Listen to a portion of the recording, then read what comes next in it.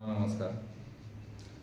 राष्ट्रनेता माननीय पंतप्रधान मोदी साहेब यांच्या जन्मदिनापासून ते राष्ट्रपिता महात्मा गांधी यांच्या जन्मदिनाच्या पर्यंत म्हणजे 17 सप्टेंबर ते 2 ऑक्टोबरच्या दरम्यान महाराष्ट्र शासनाच्या वतीनं सेवा पंधरवडा राबवण्याचे निर्देश प्राप्त झालेले आहेत.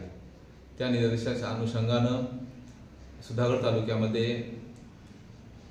पहिल्या टप्प्यामध्ये पानंद रस्ते विषयक कामकाज करण्यात येत आहे. या कामकाजाच्या अनुषंगानं सर्वप्रथम आम्हाला जी कार्यपद्धती प्राप्त झालेली आहे त्या कार्यपद्धतीच्या अनुषंगानं सर्व मंडळ अधिकारी क्षेत्रामध्ये आम्ही 4 गावं सिलेक्ट केलेली आहेत.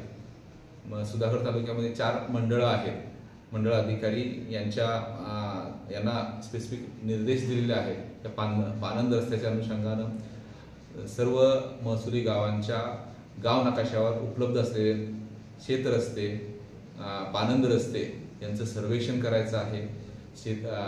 गाव नकाशावर असलेले शिवाय गाव नकाशावर नसलेले देखील रस्ते आम्ही गाव नकाशावर घेणार आहोत.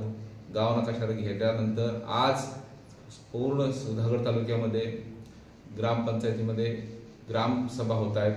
या ग्रामसभेमध्ये आमच्या तालुक्यातून जे पानंद रस्ते आहेत त्यांचं वाचन केलं जाणार आहे.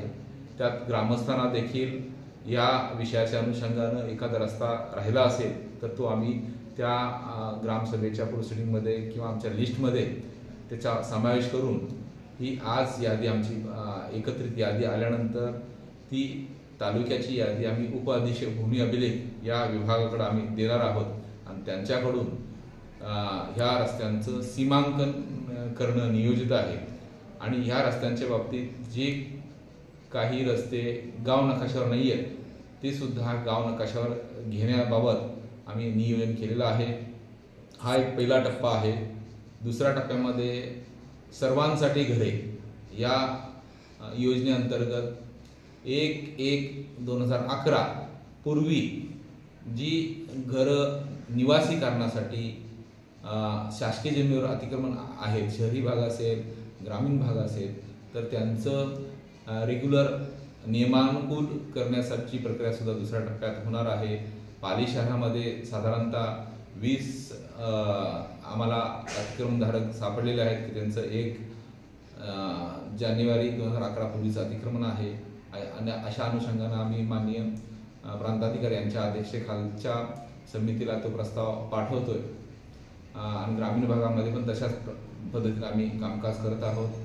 तिसऱ्या टप्प्यामध्ये नाविन्यपूर्ण उपक्रमाअंतर्गत संजय गांधी निराधार योजनेच्या बाबतीत ज्या लाभार्थ्यांचं DBT होत नाहीये, KYC झालेलं नाही अशा लाभार्थ्यांच्या घरी जाऊन ती प्रक्रिया पूर्ण करणं, विशेष करून आदिवासी विद्यार्थ्यांचे जन्मदाखलांचा विषय थोडासा पेंडिंग असतो तर त्या विषयामध्ये सुद्धा देखील आम्ही प्रथम प्राधान्यानं ते जन्म आदेश देऊन त्यांना जन्मदाखला मिळवण्यासाठी प्रक्रिया करत आहोत.